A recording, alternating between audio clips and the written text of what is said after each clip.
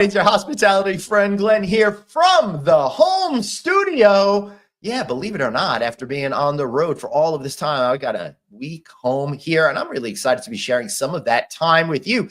Thanks so much for being here today. We got a great show for you, so stick around. But first, I want to thank our friends over at Actabl. Actabl gives you the power of profit. Make sure you visit them at actabl.com. Actabl giving you the power to profit. They got great products like their Profit Sword out there. That's a really, really wonderful one for you.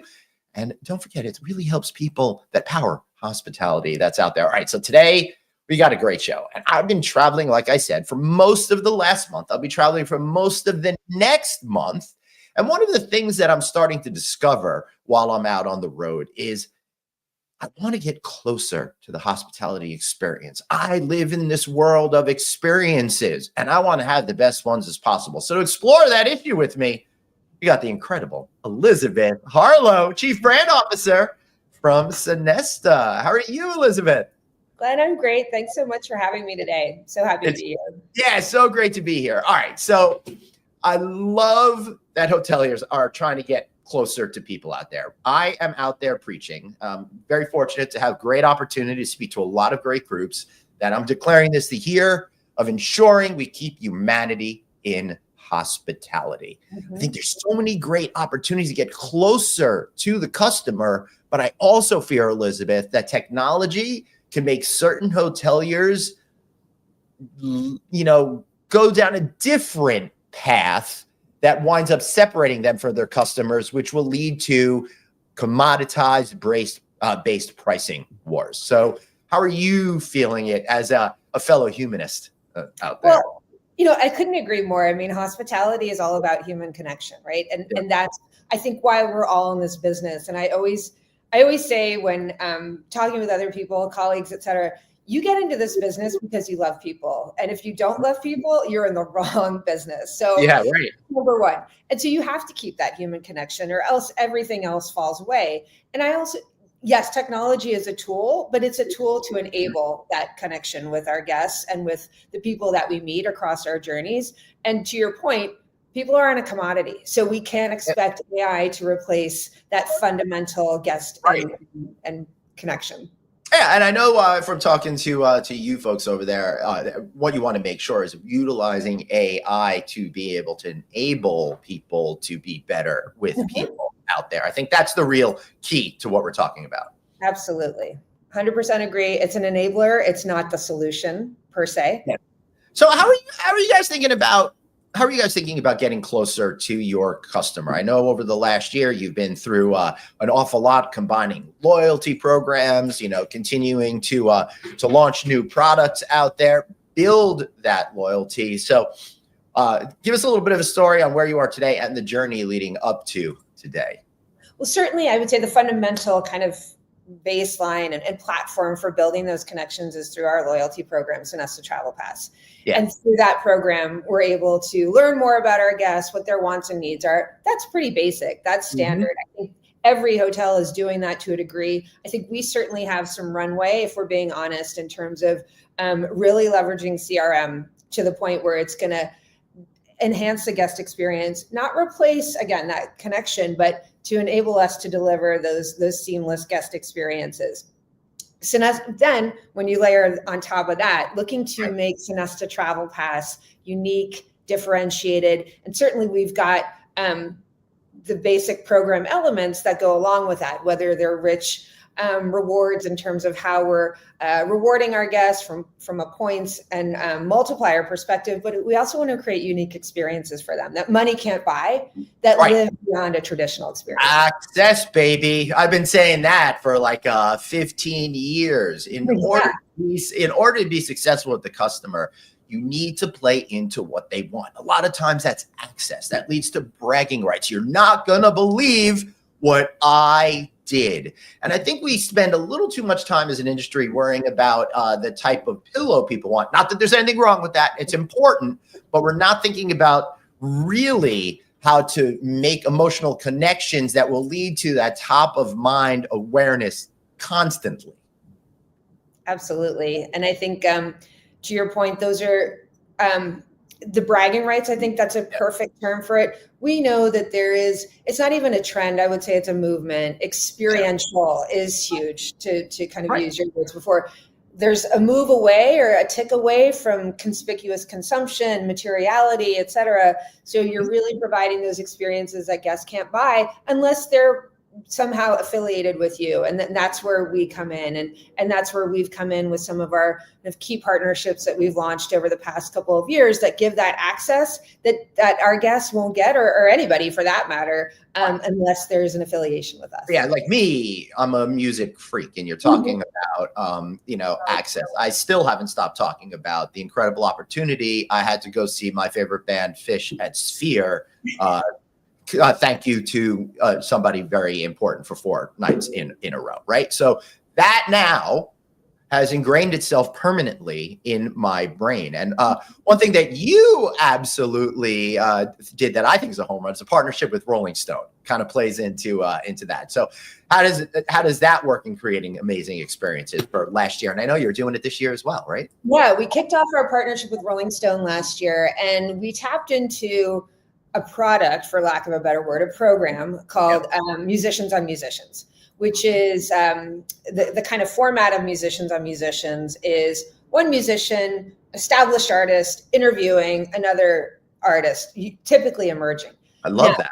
Yeah, it's gone back many years. They've had this program in place for a few years. Yeah.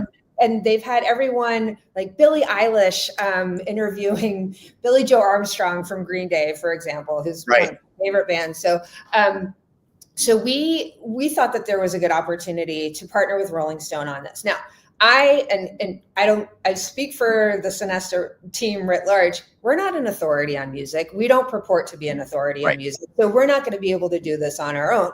That's why we want to partner with someone who's a true authority on the realm in which they work, Rolling Stone. I mean, it is iconic. They've been in the business for years, really celebrating artistry. So we have partnered with them to bring that concept into our hotels through their satellite series. And with them, we're able to establish, which are very contextual to the market that we're in. So we kicked off our program in 2025 last week in Austin with Charlie Crockett, established country artist, interviewing Nolene Hoffman, who's part of the emerging kind of genre, and actually an opening act for him. They discussed a wide range of topics, and they're typically all of these events are followed by a live music performance. And if you're a Sonesta Travel Pass member, you have access, but if you're not, you don't. So that's the beauty of it. And that's pretty cool, because that's the whole point, right? Again, I know I'm saying this 50 times out there, creating those strong bonds between brands and the customer that go beyond, that won't break over a particular pricing category. And I know my observations on the road, I won't ask you to say this, but it's getting harder to push rates out there. So you need to differentiate yourself more, figure out ways to go around that, figure out ways to really understand what the overall value per customer is. And listen, if you don't like music, I'm sorry, but maybe you like sailing, which is why you guys did something with SailGP as well, which is also pretty cool. Yeah, we SailGP made great sense to us from a partnership point of view. Like them, they were an up and coming sport, one of the fastest growing sports in the US. And we, on our side, were one of the fastest growing hospitality companies in the US. So we had a great partnership with them that lasted 2 years. Again, giving our members exclusive access to kind of experience a race in a way that money can't buy. So that was a terrific partnership. Loved working with them in the sports arena, pun intended. Yeah. Yeah. That's so really cool. I'd like to see how you guys are going to figure out how to bring a race like that to the Midwest. That's what I want to. Yeah, well, they have raced in Chicago before. So I guess those lakes are so big, they're like oceans. So why not? Right? That's pretty cool. So how are you utilizing and leveraging the rewards program and stuff like that in order to get closer to your customers? And how are you able to, I guess maybe the question is, how has combining Sonesta Travel Pass and Hello Rewards from the former Red Lion plan really helping you, create a 1 + 1 = 3 kind of situation? Yeah, well, we combined the two programs around spring of last year. We made the big announcement in April, and really we sunsetted the Hello Rewards program and brought those members into Sonesta Travel Pass. And together, we're now a program. We're small in the industry, and everyone knows that. And we're growing. So our program has over 7 million members right now. Whereas we look back a couple of years ago, and we were at the 2 million. Let me just throw in there. It's not the number of members you have, it's the amount of fervent followers that you're cultivating. Certainly. Thank you for... I sound like I'm trying to sell ads here on no, great point. Check out my friends at Actabl. Sorry, Elizabeth, go on. Terrific point. So, and we've realized, Glenn, to that point, members are looking for more. How is that currency becoming more valuable beyond the 4 walls of the hotels? And that's why we're looking at different partners, whether it's through music, whether it's airline partners, whether it's through different sporting events, et cetera. We increase the value of that membership by having those wonderful partners that we work with. And that's really the secret sauce. Yeah, and it gets them coming back again and again. And now that it's April, you guys are going to be kicking off a really cool program, Global Table by Sonesta. Yes. You're partnering with Rioja. That's pretty awesome. Absolutely. Yeah, we're thrilled about that. It's the launch of a new program that will be extended beyond Rioja, certainly, but Rioja is our launch partner to have exclusive wine dinners, exclusive wine tasting, having the winemakers come to our hotels to speak to the complexity of the different wines that we're tasting, curating exclusive dinners and moments. Again, once again, exclusive to our Travel Pass members and giving them access that they would not have without that membership. So we're thrilled to launch with Rioja. I'm looking forward to it launching very, very soon for a limited time. And then we'll see where we go from there. But it's something brand new for us, and we're really, really excited about it. That's pretty cool. How are you thinking about the psychographics of the people that will stay at your hotels, and then trying to connect the dots with great partners that will activate those individuals to be more loyal and spend more money? Great question. Everything that we do is rooted in the research. So when we were doing all the positioning for our brand hotels, we take what's going on in global society, for lack of a better word, what traveler wants and needs are, and but create our guest personas that have specific values. And we go after those we partner with our different brands to deliver that back to the guests. So it's all based on what our guest is telling us that they want, beyond, a clean, safe, convenient stay.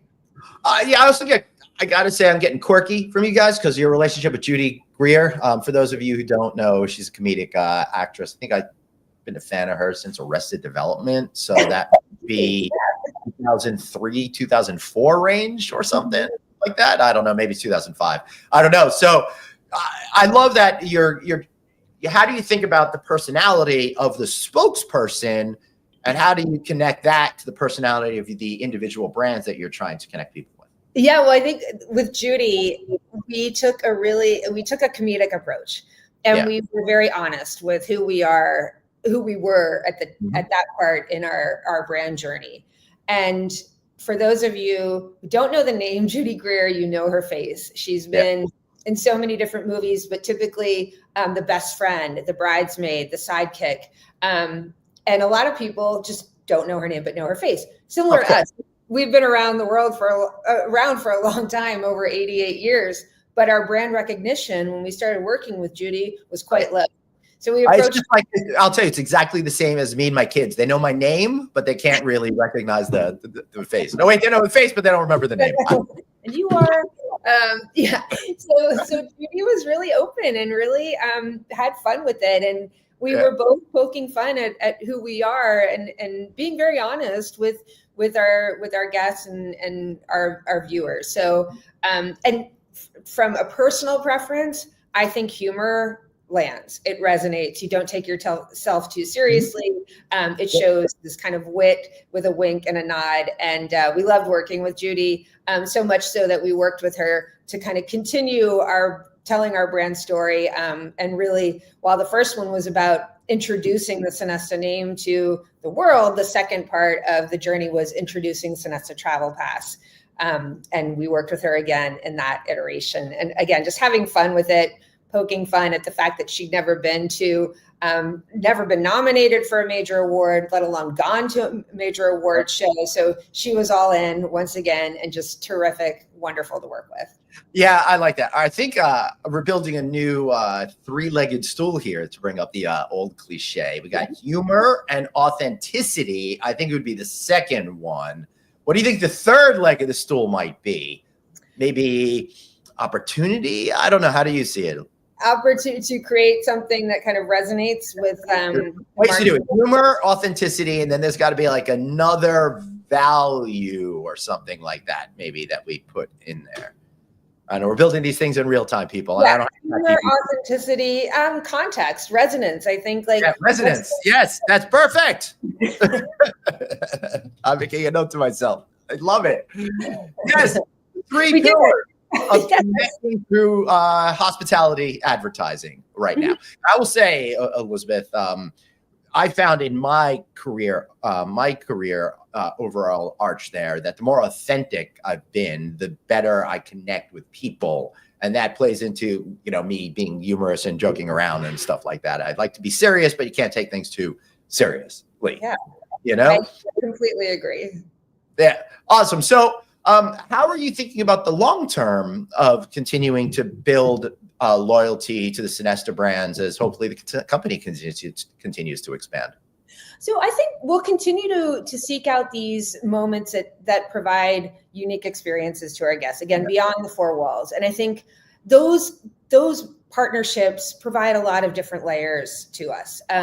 Certainly, number one, it's the guest experience. Number two, it's the ability to produce content out of a lot of these experiences that we wouldn't be able to do on our own. It's owning the owned media around the actual event, delivering the earned media because of the event as well. So it ticks a lot of boxes for us, in addition to the hardworking media that we have on 24/7. So those two kind of channels are what we're looking to leverage this year and beyond. And I think it will be a test and learn scenario to see how it affects our brand awareness, our brand sentiment, and ultimately how is that flowing through into additional business and more guests to the Sonesta brands.